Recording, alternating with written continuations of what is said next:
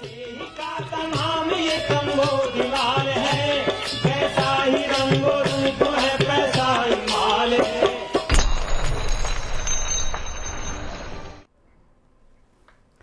नमस्कार, मैं हूं शुभम शंकरधर। आप देख रहे हैं मनी 9। स्वागत है आपका मनी सेंट्रल में। मेरे साथ स्टूडियो में मनी 9 के एडिटर अंशुमान तिवारी जी जुड़ गए हैं। सर, बहुत स्वागत है आपका।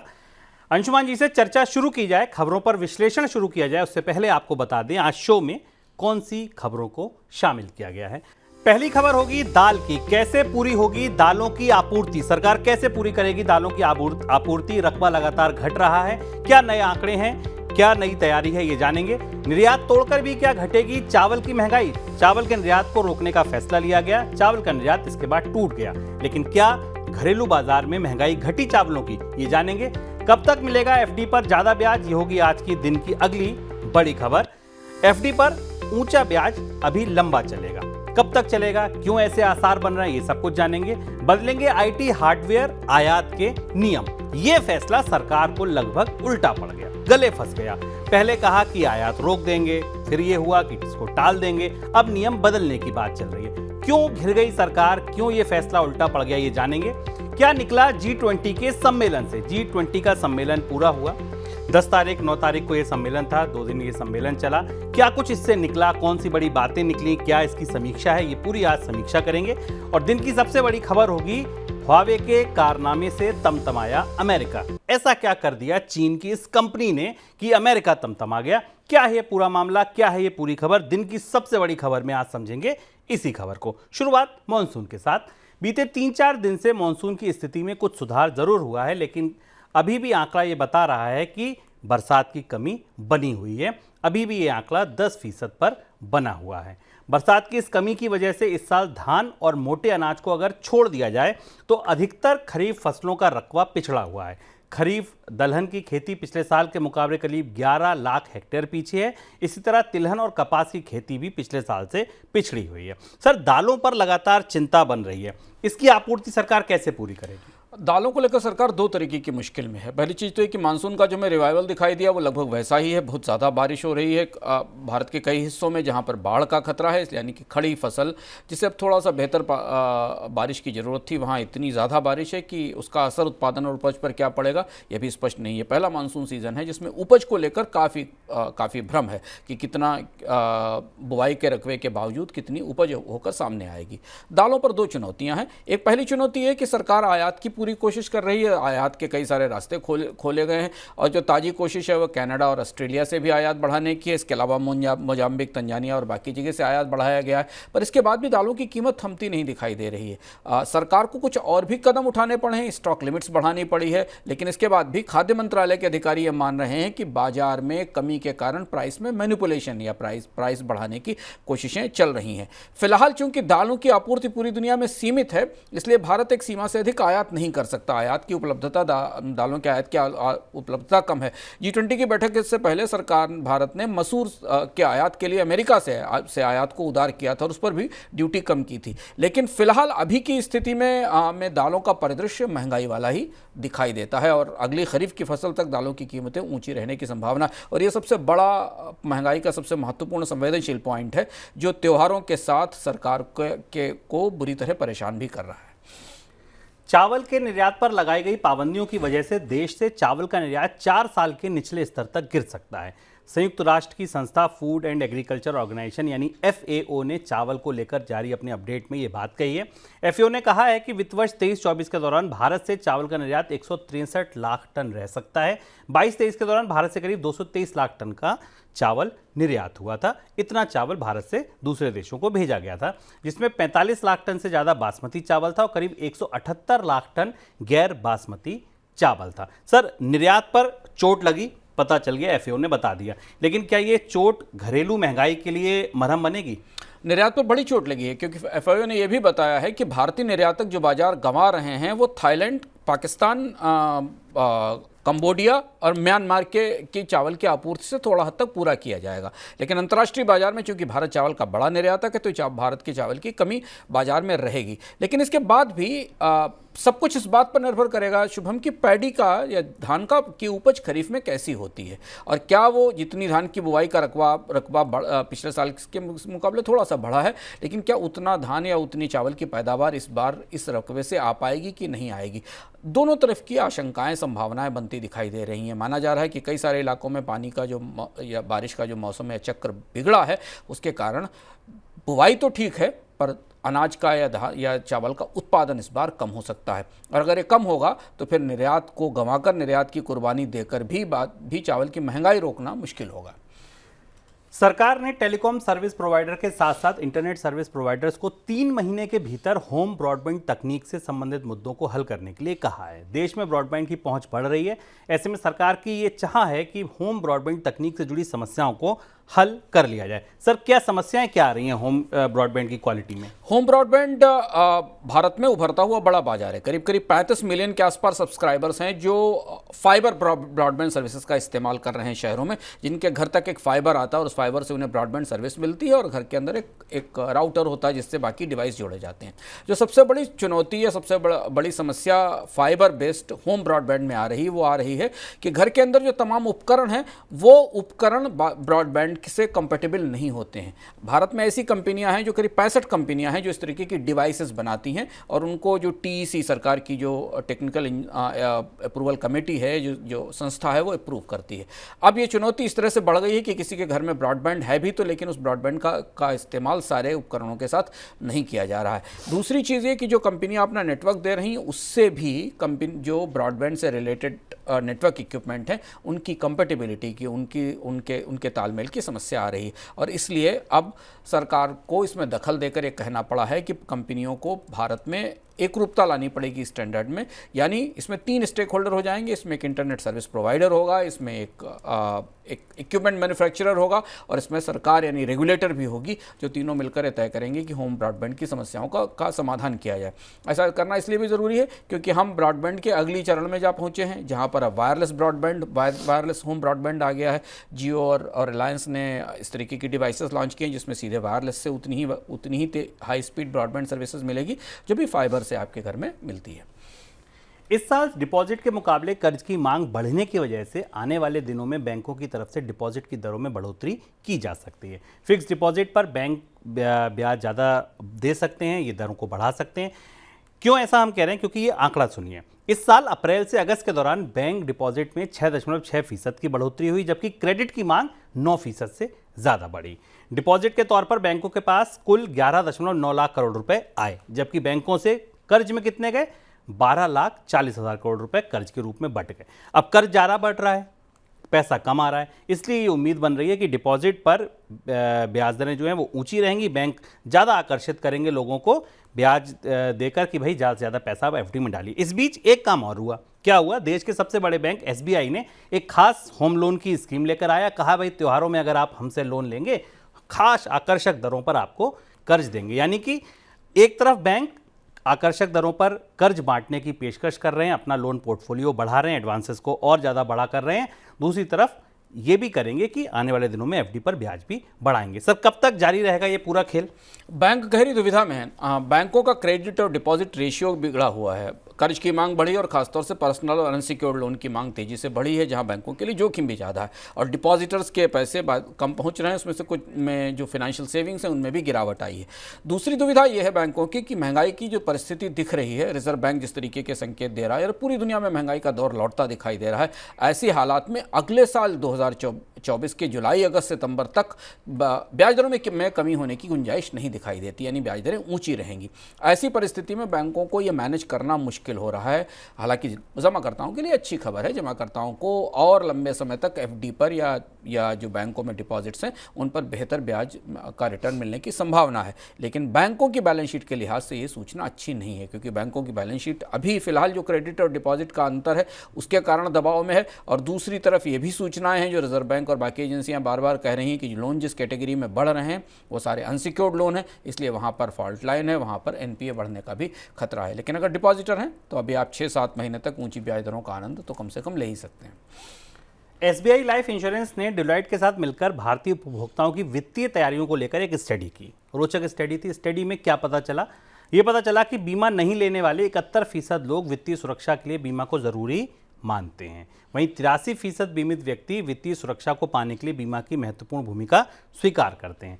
68% का मानना है कि वे पर्याप्त रूप से बीमाकृत हैं, जबकि 6% के पास पर्याप्त वित्तीय सुरक्षा के लिए बीमा कवरेज है। यानी केवल 6% लोग, 100 में केवल 6 लोग ऐसे हैं कि जितनी ज़रूरत है बीमा की वित्तीय सुरक्षा के लिए उतना बीमा उनके पास है। सर, आपको लगता है एसबीआई लाइफ की रिपोर्ट भी, स्टडी भी वही कह रही है जो मनी9 के सर्वे ने पिछले साल कहा था? हाँ, मनी9 के पिछले साल के पर्सनल फाइनेंस सर्वे, जो फाइनेंशियल सर्वे था, हमने उसमें बताया था कि भारत में वित्तीय सुरक्षा की स्थिति कितनी जटिल है। 69% के आसपास जो फैमिलीज़ हैं, परिवार हैं, उनके पास वित्तीय सुरक्षा नहीं है, और उसमें भी बीमा की होल्डिंग और भी कम है। और अभी आंकड़ा निकल कर आया कि केवल 6% लोगों के पास बीमा की होल्डिंग है। भारत में हर तरह के बीमा की होल्डिंग भी मिला लिया जाए तो दहाई के अंकों में नहीं पहुंचती, जिसमें आप हेल्थ बीमा, लाइफ इंश्योरेंस और बाकी सारी चीज़ें मिला लें। ये चुनौती इसलिए और भी जटिल हो जाती है क्योंकि बीमा कंपनियां अभी उन लोगों के लिए उत्पाद ही बनाकर नहीं ला पाई हैं, बीएफएसआई इंडस्ट्री वो प्रोडक्ट ही नहीं ला पाई है जो भारत में कम आय वर्ग के लोग हैं, जिन्हें बीमा की सुविधा मिलनी चाहिए। वो अधिकतर सरकारी बीमा स्कीमों पर निर्भर हैं, जहां पर एक तो सरकारी व्यवस्थाओं के कारण बीमा पॉलिसी पर रिटर्न मिलना और उसके बाद उसका क्लेम का प्रोसेस बहुत मुश्किल है। और दूसरी बड़ी चुनौती ये है कि उनमें अगर कोई सेविंग या बीमा की सिक्योरिटी है तो उसका कवरेज भी बहुत छोटा है, बहुत कम पैसे मिलते हैं। एक बहुत बड़ा एरिया है जिस एरिया में भारत के लोगों को बीमा चाहिए और उन्हें उनकी ज़रूरत के मुताबिक प्रोडक्ट चाहिए। तो ये तो हिस्सा है जो कंपनियों की तरफ से है, और दूसरा बड़ा हिस्सा लोगों के अंदर बीमा की लिटरेसी का या लोगों के अंदर फिनेंशियल लिटरेसी का है। बट एसबीआई लाइफ का सर्वे और हम मनी9 के हमारे सर्वे ने भी पाया था कि लोग जागरूक हैं, जानना चाहते हैं, ये भी मानते हैं। इसमें भी 30% लोग मान रहे हैं कि उनके लिए बीमा ज़रूरी है, बट अगर उन्हें लग रहा है बीमा ज़रूरी है तो फिर बीमा उन्हें मिल क्यों नहीं पा रहा है, ये बात देखना ज़रूरी है। IRDAI ने लक्ष्य भी रखा है कि अगले 3-4 साल में भारत में बीमा सबके लिए, इंश्योरेंस फॉर ऑल का लक्ष्य भी हासिल किया जाएगा। देश में आईटी हार्डवेयर इंपोर्ट के लिए लाइसेंस की व्यवस्था लागू होने के बाद आईटी हार्डवेयर इंपोर्ट पर नए बदलाव लागू हो सकते हैं। इसको लेकर सरकार घरेलू आईटी हार्डवेयर इंडस्ट्री के साथ बातचीत कर रही है।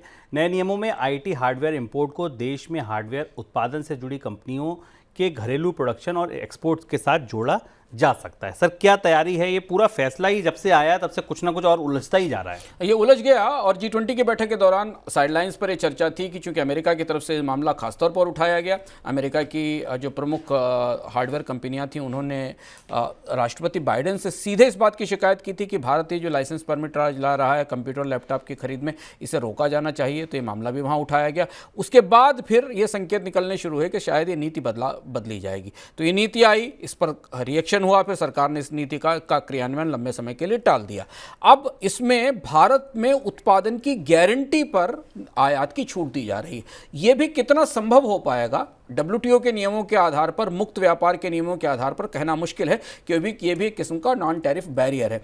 यहाँ सरकार की सबसे बड़ी दुविधा ये है, जो बात हमने अपने पिछले इकोनॉमिक में चर्चा में भी कही थी, कि भारत में PLI भी दिया जा रहा है, सरकार बजट से पैसा भी दे रही है कंपनियों को इलेक्ट्रॉनिक्स में निवेश के लिए, लेकिन उसके बाद भी भारत का आयात कम नहीं हो रहा है, इलेक्ट्रॉनिक्स आयात कम नहीं हो रहा। उसकी वजह यह है कि हम भारत में जितनी भी उत्पादन क्षमताएं लगाने की कोशिश कर रहे हैं, उनके पीछे जितना कच्चा माल है, उनके पीछे जितने कंपोनेंट्स हैं, वो सब इंपोर्ट हो रहे हैं। तो एक तरह से शुभम PLI के जरिए आयात का विकल्प नहीं बन रहा है, कि PLI आने के साथ आयात और बढ़ने लगा है। जितनी फैक्ट्री में इन्वेस्टमेंट हो रहा है, उसके कंपोनेंट्स वहाँ से आ रहे हैं। अब इसी दुविधा में सरकार फंसी हुई है। दूसरी बड़ी बात यह कि अगस्त के महीने में रिकॉर्ड इंपोर्ट हुआ, उसका आंकड़ा हम आपको मनी सेंट्रल में बता चुके हैं। कीमतें भी बढ़ी हुई हैं बाजार में, क्योंकि लोगों को लग रहा है कि आईटी हार्डवेयर का, लैपटॉप और डेस्कटॉप और बाकी चीज़ों की कीमतें और बढ़ेंगी। आयात में कमी है, अभी ये स्पष्ट नहीं है, लेकिन हो सकता है ये मैंडेटरी लाइसेंसिंग की प्रक्रिया को और लंबे समय तक टाल दिया जाए या इसे लंबे समय तक स्थगित रखा जाए, इसकी संभावना बनती दिख रही है। आगे बढ़ते हैं दिन की सबसे बड़ी खबरों की तरफ।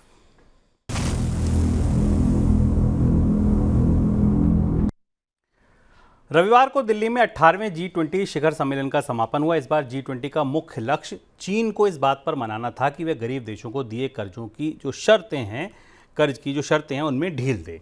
G20 का ये मकसद तो पूरा नहीं हुआ, लेकिन कई और महत्वपूर्ण फैसले ज़रूर हुए। जैसे मिडिल ईस्ट के रास्ते भारत से यूरोप को ट्रेड कॉरिडोर बनाने का फैसला किया गया। भारत को जिम्मेदारी दी गई कि वह सभी भागीदारों के साथ मिलकर बात करेगा। क्रिप्टो को लेकर फ्रेमवर्क तैयार करने की बातचीत हुई। इसके अलावा बायोफ्यूल अलायंस को लेकर भी कई बातचीत हुई।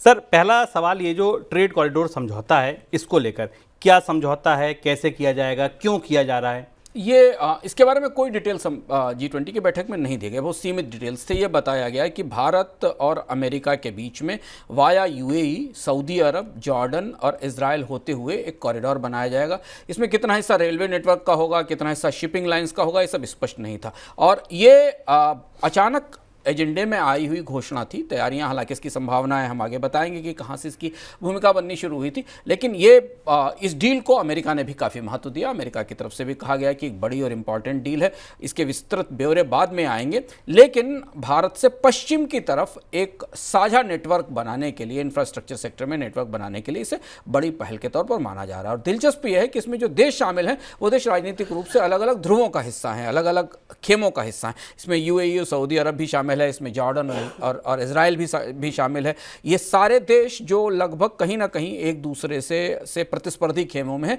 उन्हें एक साथ जोड़कर लाया जा रहा है। G20 में अगर किसी बड़ी ठोस घोषणा की दृष्टि से देखें तो यही एक बड़ी घोषणा निकलती है, लेकिन इसके भी विस्तृत ब्यौरे उपलब्ध नहीं थे। कितना पैसा खर्च होगा, कौन से देश के कितने स्टेक्स होंगे, इसकी फाइनेंसिंग कैसे की जाएगी, क्या ये सारे ब्यौरे बाद में उपलब्ध होंगे। सर, आपको लगता है इससे कि भारत अमेरिका के साथ खड़ा हो गया चीन के खिलाफ जाकर?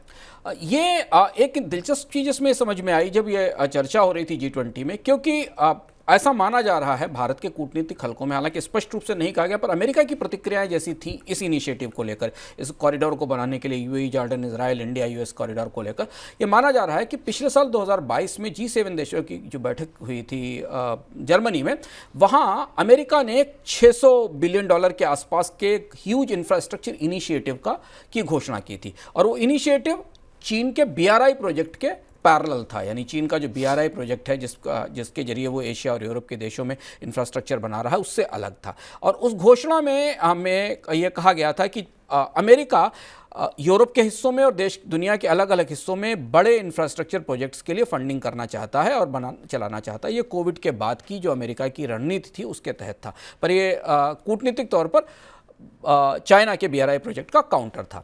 उस समय भारत ने इस प्रोजेक्ट में बहुत दिलचस्पी नहीं ली थी, बल्कि मुझे याद है उस समय कि भारत की तरफ से ये कहा गया था कि भारत अभी इस पर विचार करेगा। भारत G7 का जो इनिशिएटिव है, G7 का जो आउटरीच इनिशिएटिव है, उससे भारत अपने आप को अलग रखेगा।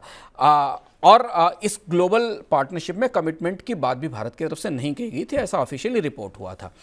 यह माना जा रहा है कि अमेरिका का जिस तरीके का उत्साह G20 की बैठक में इस डील को लेकर दिखाई दिया, तो ये शायद उसी बड़े इनिशिएटिव का हिस्सा हो सकता है, जिसमें अमेरिका ने उस जो ग्लोबल इंफ्रास्ट्रक्चर इनिशिएटिव है, जो कि यूरोप और बाकी देशों के लिए था, उसे भारत तक फैलाने की बात कही है। प्रत्यक्ष परोक्ष रूप से माना जा रहा है कि भारत ने इस इनिशिएटिव को ज्वाइन करके, अगर ये वही इनिशिएटिव है और उस इनिशिएटिव का हिस्सा ऐसा माना जा रहा है, तो फिर भारत ने चीन को जवाब देने के लिए अमेरिका के साथ खड़ा होना स्वीकार किया।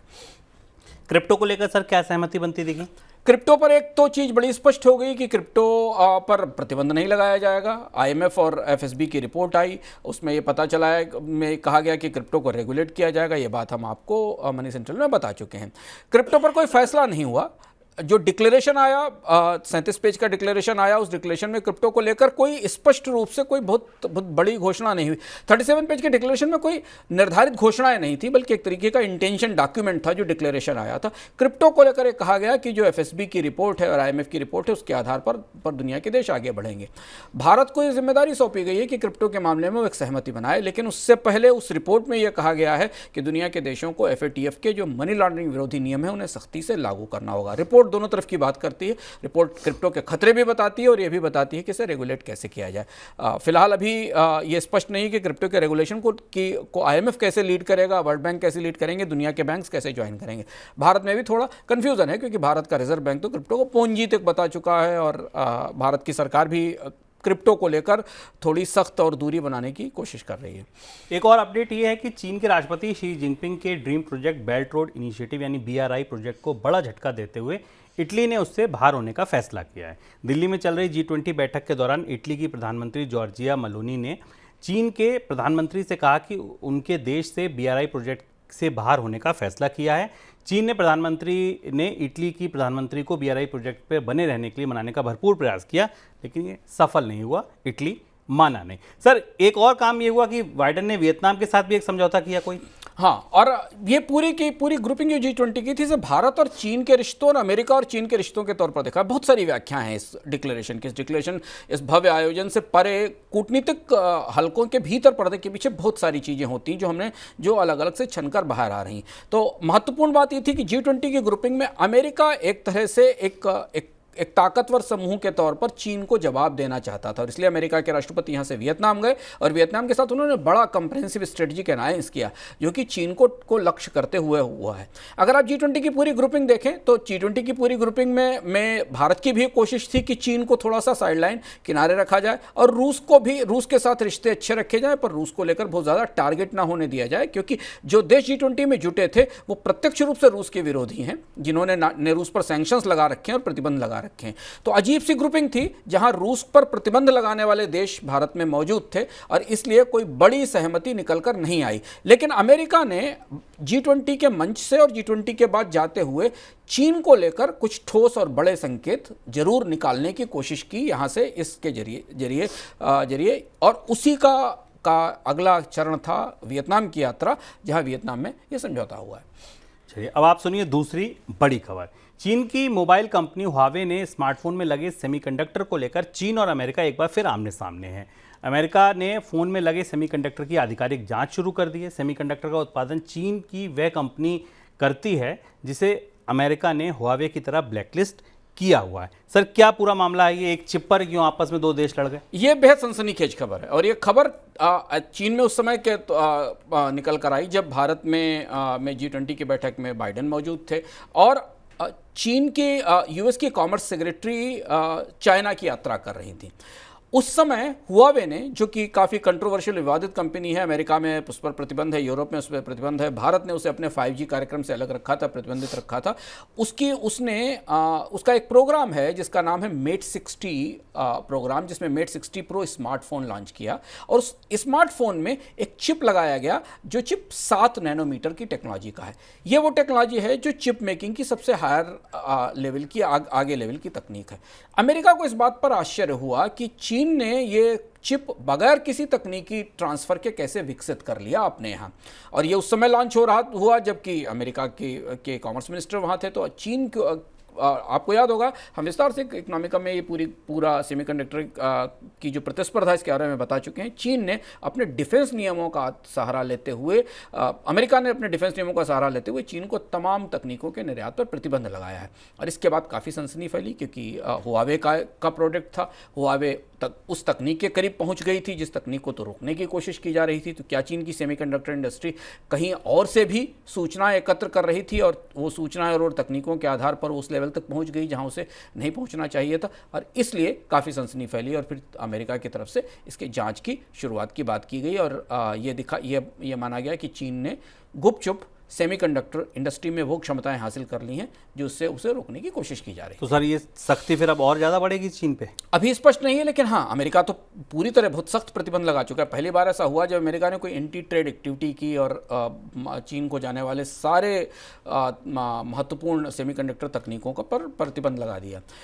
दुनिया में सेमीकंडक्टर बाजार की परिस्थिति है शुभम की, जो सबसे हाई क्वालिटी और हाई प्रोफाइल चिप बनते हैं वो अमेरिका में बनाते हैं, और अमेरिका की तकनीक उनके पास है। चीन उस क्षमता को हासिल करने की कोशिश कर रहा है। आपको याद होगा कि पिछले सप्ताह हमने आपको बताया था कि चीन ने $40 बिलियन का एक स्पेशल प्रोग्राम लॉन्च किया है, जो कि चाइना के भीतर सेमीकंडक्टर इंडस्ट्री में नई तकनीक के इस्तेमाल को प्रेरित करेगा। अब ये मोर्चा साफ खुलकर सामने आ गया है, जिसमें चीन और अमेरिका सामने हैं। लगता है कि इस रिपोर्ट की, इस इंक्वायरी की जांच के बाद चीन को जाने वाली तकनीक या चीन को मिलने वाले साजो सामान पर और भी सख्त प्रतिबंध आ सकते हैं।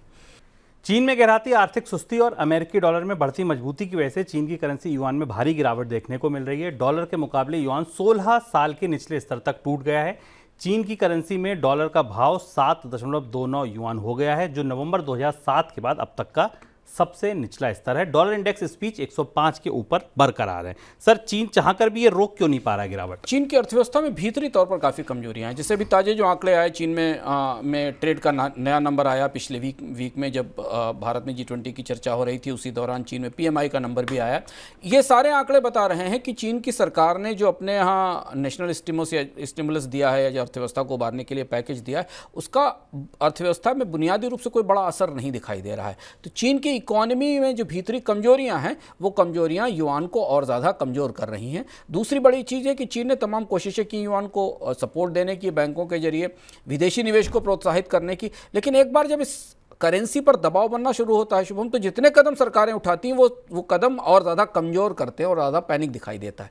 तो चीन का कमज़ोर युआन लंबे समय के बाद चीन के लिए चुनौती है। हालांकि चीन अपनी करेंसी को वीक रखता है एक्सपोर्ट बढ़ाने के लिए, लेकिन एक्सपोर्ट गिर रहा है और करेंसी भी टूट रही है, और सीधे दखल के बावजूद अभी इसे रोका नहीं जा पा रहा है। इस बीच में अब निगाह इस बात पर है कि फेडरल रिजर्व की अगली बैठक में क्या होता है। अगर फेडरल रिजर्व जिस तरीके का आक्रामक रुख लिए हुए है, महंगाई की वापसी हो रही है, कच्चा तेल $90 से ऊपर निकल गया है, दुनिया की अर्थव्यवस्थाओं में एक नए दौर की महंगाई की शुरुआत हो रही, अगर अमेरिकी फेडरल रिजर्व ब्याज दरों में बढ़ोतरी और करता है या ब्याज दरों में बढ़ोतरी जारी रखने के संकेत देता है, तो युआन की हालत और ज़्यादा कमज़ोर होगी, क्योंकि डॉलर इंडेक्स पहले से ही 104-105 की ऊंचाई पर है। आगे बढ़ते हैं मनी सेंट्रल झटपट की ओर।